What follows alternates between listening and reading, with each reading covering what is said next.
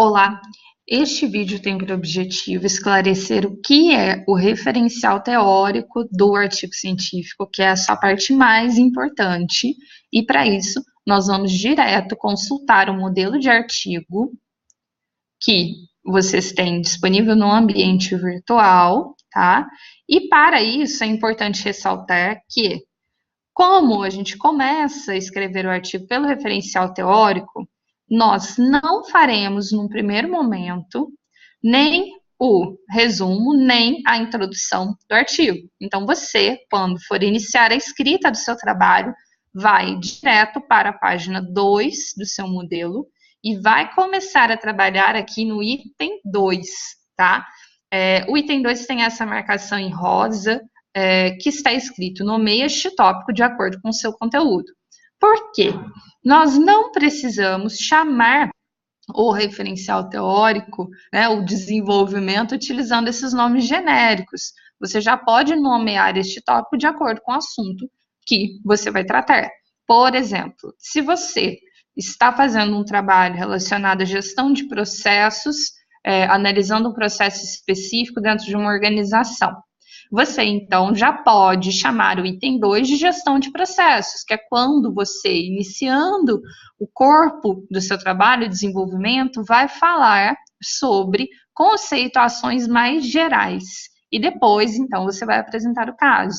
Então, nomeie o tópico 2 de acordo com o seu conteúdo, e se ele é gestão de processos, você, dentro dele, vai explicar, com base em autores, utilizando referências e citações diretas e indiretas, que a gente vai ver daqui a pouco, para referenciar e falar sobre a gestão de processos, enfim. Aqui no nosso modelo, a gente tem um exemplo, né, de 2, que tem o 2.1, a seção secundária. Essa seção secundária eu faço se eu acho necessário, não é obrigatório. Eu posso, então, só ter o item 2 e já dentro dele começar a escrever o conteúdo do tópico? Pode sim. Então, como que a gente começa parágrafos? Aqui a gente tem algumas indicações entre colchetes de ideias para você apresentar, começar os parágrafos, né? Então, por exemplo, aqui no 2.1, é importante começar, e aí você descreve o tema. Aí, a gente tem aqui exemplos de citações diretas e indiretas, sendo que a indireta, como eu tenho aqui em amarelo, é aquela quando eu leio e interpreto a citação de um autor em um livro, em um artigo, em uma revista científica, tendo visto impresso online, eu leio, interpreto e reescrevo com as minhas palavras. Nesse caso, eu vou usar o último sobrenome e o ano daquela publicação somente. Tudo que for dentre parênteses, o nome do autor, dentre parênteses, tem todas as letras maiúsculas. Autor fora do parênteses, apenas a inicial maiúscula. Então, a citação direta é muito importante que eu faça, que eu utilize. A citação indireta também, mas eu preciso fazer essa diferenciação, tá? A citação direta é aquela quando eu preciso copiar a fala dele igualzinho ele falou. Para isso, se ela tem até 3 linhas, eu vou utilizar as aspas dentro do próprio parágrafo. Se ela tem mais de 3 linhas, eu vou jogar para a linha de baixo, como eu tenho aqui nesse exemplo, no início da página 3.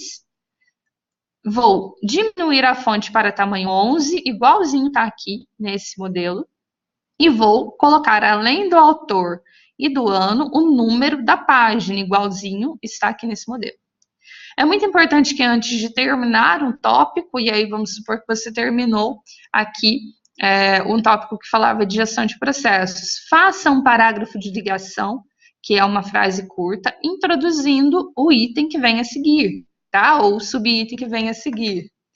Dentro do seu referencial teórico, você pode ter figuras, por exemplo? Pode. Para figuras, quadros, tabelas e gráficos, ou mapas, fluxogramas, qualquer tipo de recurso imagético, é muito interessante que ele seja imprescindível, tá? A gente não usa de forma nenhuma para ilustrar, apenas para explicar se ele for muito importante. Aqui eu tenho um exemplo de ciclo PDCA, que talvez é uma representação útil, né? Além de explicar o que tem em cada um, eu consigo facilmente gravar olhando para essa imagem, então eu posso inferir que é uma imagem interessante, que soma, de fato, ao trabalho. Então, por esse motivo, ela pode ser mantida. Além disso, eu tenho, por exemplo, uma tabela, né, que a diferença de quadro e tabela é que a tabela traz de maneira aberta, como a gente tem aqui, né, sem todas as grades do quadro, ela traz informações numéricas muito relacionadas a pesquisas de campo, em que eu faço tabulações, por exemplo. Né? O quadro seria utilizado, por outro lado, para fazer um resumo das ideias dos principais autores na área de enfermagem do trabalho. Assim, eu poderia ter um quadro, tá? Essa é a principal diferença entre os dois.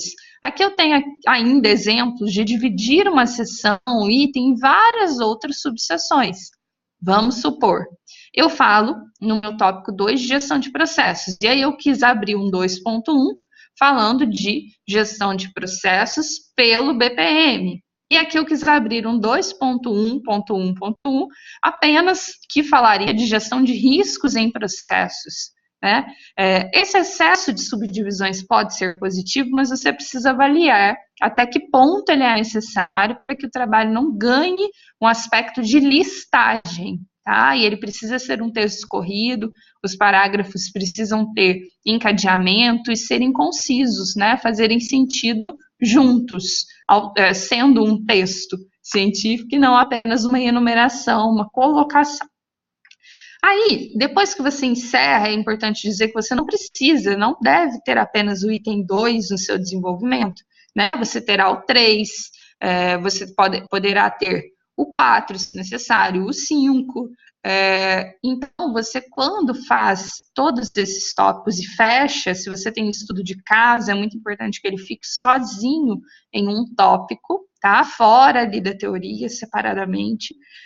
Depois que você fecha todos estes, aí você vai fazer um material e método, né? Aqui está como 3, mas essa numeração é móvel. E neste material e método você vai explicar o que você usou, tá? E aqui dentro do texto dele, você tem então as explicações para colocar a metodologia. Ainda que o seu trabalho seja uma revisão de literatura, é interessante que você utilize livros de metodologia científica, de biblioteca, enfim, que você encontre na internet para referenciar a metodologia. Muito simples de encontrar essas obras, tá?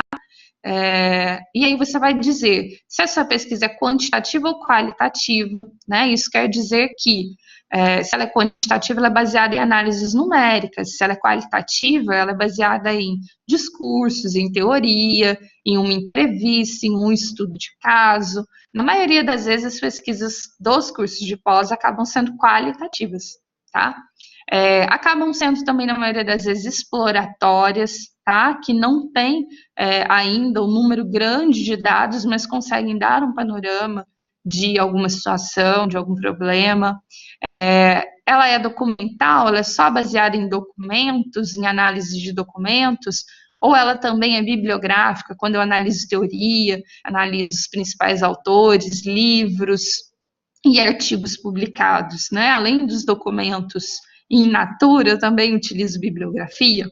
Ela é um estudo de caso? Muitas vezes eu tenho estudos de caso, né, que são essas apresentações em lugares específicos, em uma empresa, em uma escola, em uma universidade, por exemplo, né, contando um caso daquele lugar, ou não, muitas vezes eu tenho ótimos trabalhos que são apenas documentais e com revisão bibliográfica. É uma opção que você, enquanto autor do trabalho, fará. Tem ainda a opção de pesquisa de campo. A pesquisa de campo é quando você pretende aplicar algum questionário ou então fazer uma entrevista com uma pessoa diretamente. Se você tem a intenção de fazer algum desses dois tipos, questionário ou entrevista, precisa informar a tutoria, tá? Porque para poder fazer, você precisa de uma autorização do Comitê de Ética em Pesquisa da instituição. Sem ele, você não pode fazer, tá? Então, é muito importante que você manifeste que fará para que possa passar pelo processo de aprovação. E aí, receber todas as informações. Bom, seguindo, você pode ter ainda outro tópico, por exemplo, o número 4 sendo uma análise dos dados da pesquisa, uma proposição de melhorias depois do estudo de caso. E, assim, você, depois de feito, né, todo esse corpo do trabalho, você encerra o desenvolvimento, né, que a gente chama de desenvolvimento, de referencial teórico, de corpo do trabalho, que é a parte mais importante, tá? Feito isso, no próximo vídeo a gente vai falar um pouco sobre as considerações finais, sobre o resumo e introdução que a gente deixou lá em cima, na página 1, sem fazer ainda, e sobre a lista de referências e a importância da utilização das corretas referências, né, e seguras para o seu trabalho.